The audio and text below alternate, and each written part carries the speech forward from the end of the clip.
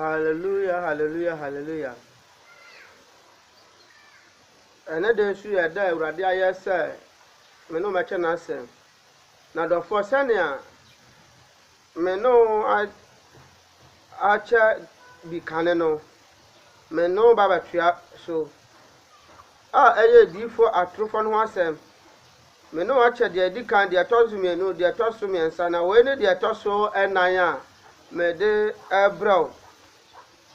Do for a wote ne mumma ye me ni na ho na se na wiase ne kɔ no emu bebre ni se ɔkɔ akɔpɛ ɛmoa a ɔkɔ nyame nimpa nkyɛn bebre adwen de onim se ɔyɛ nyame nimpa na ɔyɛ den ɔkɔ ne nkyɛn menim pefe se ebinim de ɔmo adwen de ɔmo nim se ɔno de ɔkɔ a bebi obenya ne mmoa no nti na ɔyɛ den ɔkɔ se ɔyɛ papo se ɔyɛ papo adamu wenya ne mmoa but we bin mo ho de o ma dwem no de o mu nim pefe se bia wo mo kɔ no eye eno ti esese yetumi dale de je se yetumi da eka ese yetu pa won tuma ma de onu onim no obohunu se ampa se na bia me kɔ no enye ebi se nyame asoma yen nyame ahye yen se ye ma no kura no ye de enedi ema nipa ye de ehunu ene ti se yanka hwanum na beka efri se onyankopɔn de na ne nyansa ne na adom ne nim dia de adom ye se ye ma nipa hunu onu onyankopɔn ne adwene ne etimpo a owo ma ye enu ti ana na de muhunu de muhu enu ti ye betu adesua no so ebi se Bible no aka ho asem bebre na me no bekan na de atuasu na mbatu aso kosi se ye bekan ni na bewie me tua ke no so Jeremiah chapter 23 verse 16 no Jeremiah humanite ye duenu miansa chichema ye dunsia no o se na asafo Awurade asem nie muntie edifo a washa monkom nonsem wode mokɔ nsɛmhunu mu na ɔtɔ de mokɔ nsɛmhunu mu wɔn adwene mu enusuade hunu na wɔka enti wɔn adwene mu enusuade hunu wɔtena sɛ prane sɛ mekɔ meka se mekɔ meyɛ se kurase ne nkom ehun komhye ewo krom ehun komhye ekurase nkomhye de ene de ye kunu ne awo nko a ne krom de obebie sto obenya sika obakwa abrochire ene ya de ani na no mo prane a mo ye den wo mo ye na dofo no mo akwaji bibi ye de ababata so enti nipa wo mo kɔ ho nyina no wo mo kɔ mo nkyɛn nyina no ya de ɔdo kɔhye different kingdom or walk or shed to me biasia. The onu beka no onu an obeden ubetie say ye kontompo say ye papa so obowasum so on ne egu ho enu ti na say ye hu bi say obi etumi kwhye ankremu edwa endware en kotolet onware ni nyina so no nipa maye den o de mani pa mama wo nom adentira efri se be bia o mdi nipa kwakwhye no eyade a eyenyan be bia o de nipa ti akwhye no eyade a eyase fem nanso enanso ye nia ni ntino ye de ye hu ye nim se ya na ye de ye ho nanso de o meka biara no se ye tie efri se ya ne ye ho won wo control ye enti kosha na egu on botom na o maka se wo ye den wo mo hye ne sane wo mo pe ye nyame na aka na ye nyame na ye den ahye won na ebinom de ahomone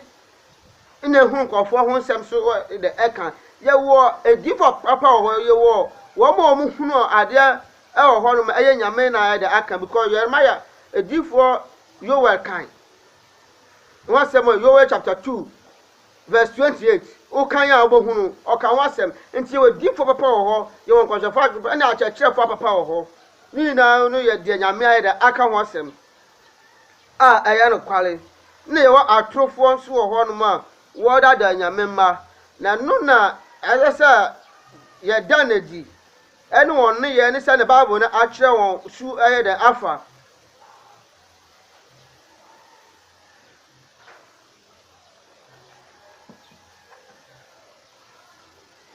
Metua so Jeremiah chapter 23 verse 21. Odifo Jeremiah homa no etire yɛ aduonu mmiɛnsa kyekyɛmu a ɛyɛ aduonu baako no. Jeremiah chapter 23 verse 21. Masoma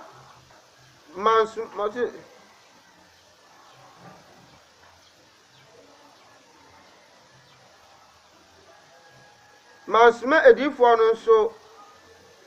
wonya asɛm kɔkan mankasa nkyerɛ wɔn nso wɔhyɛ nkɔm ɔse mansoma edifoɔ no nanso wonya asɛm kɔkan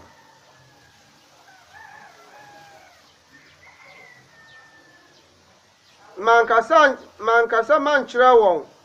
nanso wɔhyɛ nkɔm enti yɛ edifoɔ no nyame bebree wɔ hɔ nyame yɛ dɛ ansoma wɔn nanso wɔn nam koti kwan so ɛhyɛ nkɔm ma nipa gidi wɔn na ahommɔne kwan so hyɛ nkɔm ma nipa yɛ dɛ ɛpere ne ho sika nyinaa yɛ dɛ ɛde ma wɔn na yɛhwɛ adeɛ nyame asɛm yɛntɔn nyame asɛm hɔ yɛntɔn Bible so ɔde ma kwa ɛno nti yɛnso yɛ dɛ ɛba nkyɛ kwa adɛ na wokɔ ɔsɔfoɔ hɔ a woyɛ ebi wu kɔ ɔkɔ ɔsɔfoɔ hɔ a agye sɛ ɔgye no 5 million gye no 3 million ansa na wɔtumi ayɛ dɛ ahwɛ no sɛ wɔntua saa sika no a wobɛkɔ akɔwu mpo a kɔ no akɔkɔwu wei kyerɛ sɛ wɔnni ahumɔborɔ ɛfiri sɛ wɔdeɛ deɛ wɔn bɛnya wɔbɛpere nya wɔ asase so na wɔn yɛ dɛ wɔn hia ɛne wɔn yɛfunu ɛne wɔn mma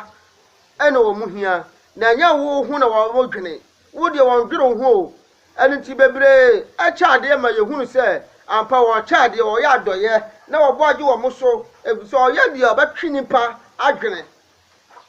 ɔbɛtwe nipa nyinaa adwene ayɛ dɛ aba ne nkyɛn bɔn so ɔyɛ adɔyɛ ɔyɛ se wei de wɔn mɔburo wei de ɔkyɛ adeɛ wei deɛ ampa adeɛ ne deɛ ɔyɛ dɛ ɔkyɛ nanso no deɛ ɔde ma wɔn no nipa bi wɔ mu a ɔgye ne mmɔho afiri wɔn nkyɛn na wo deɛ wo nim ti nti wɔka sɛ ɔyɛ mmɔboro ama wɔn ti mu osum wɔn yɛ akorɔmfoɔ ne awidifoɔ nti mo mɛmɛ yɛ n'ani na hɔ Ghanafoɔ ewiasefoɔ mo mɛmɛ yɛ n'ani na hɔ na sɛ yɛmɛ yɛ n'ani da hɔ a nyame nso bɛbie yɛn adwene mu na yɛhunu anamɔ a yɛsɛ yɛtuo nti nyame asɛm se wɔhyɛ nkɔm na ɔnyɛ nyame na ɔso wɔn hyɛ nkɔm nyame se wɔ nkɔm na wɔhyɛ no ɔnyɛ nyame na waka kyerɛ wɔn sɛ wɔn hyɛ nkɔm no yɛnhwɛ asɛm bi wɔ Matthew chapter 24 yɛ kakaka wɔ Matthew nhoma no asɛmpa no etire yɛ Matthew asɛmpa no etire yɛ aduonu nan nkyekyɛmu a yɛ nkron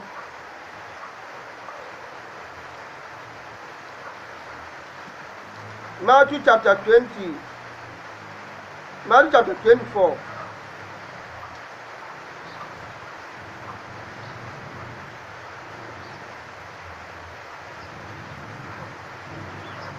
Matthew chapter 24 verse 23 Matthew asɛmpa no etire yɛ aduonu na nkyekyɛmu a yɛ aduonu mmiɛnsa no ɛno mu na sɛ obi ka sɛ hwɛ Kristo no wɔ ha anasɛ ɔwɔ aha mongye ndi na Kristo atorofoɔ ne edifoɔ atorofoɔ bɛsɔre na wabɛyɛ nsankyerɛnne akɛseɛ ne anwadeɛ enti Bible no kyerɛ yɛn sɛ obi ka sɛ hwɛ Kristo no wɔ bonkum anasɛ wɔ nifa me yɛngye ne ndi ɛfiri sɛ wɔn yɛ Kristo atorofoɔ ne edifoɔ atorofoɔ a wɔn yɛ nsankyerɛnne akɛseɛ ne anwadeɛ na nipa nyinaa bɛgye wɔn adi nso ɔyɛ atorofoɔ nyame ba mommɛme ne nnɛ hɔ na nyame nhyira ɛne n'adom ayɛ kɛseɛ wɔ yɛn so nyame sɛ ɔbɛhyira wo a ɛyɛ gyan a ɔbɛhyira me yɛmpere yɛn ho ɛnkɔpere ɛnyɛ yɛn ho ɛfiri sɛ ɛkwan biara ɔbɛfa so a wobɛpere ho anya wo ho no sɛ yɛ bɔne a wobɛyia no sɛ yɛ papa a wobɛyia no na sɛ yɛ papa akatua ɛyɛ bɔne akatua bɛn na wobɛnya tumeme dɛ wɔ wei ne deɛ ɛtɔ so nan mede deɛ ɛtɔ so enum bɛbrɛ wo sisi a yɛfɔ nyame nhyira wo nyame nyɛ ɔkɛseɛ ɔmmie wo nti aseɛ ni ɛwɔ yesu kristo di mu amen me a me ne wo kasa no me telephone number yɛ 0543 187904 0543 187904 so wopɛ location a location obetumi de research ɛyɛ Benjamin Esuman location Aboaso pharmacy Benjamin Esuman location Aboaso pharmacy wonya bɔ saa wei ne pɛ wo de research a wobɛhu videos mayɛ yina wɔ hɔ na wabɔ mmɔden ayɛ dɛn etie na wahunu deɛ nyame pɛ sɛ ɔde awiase nyinaa yɛ dɛ ɛfa so na wahunu anam obɛtuo nyame nhyira wo nyame ammoa ɔyɛ ɔkɛseɛ ɛwɔ yesu din mu amen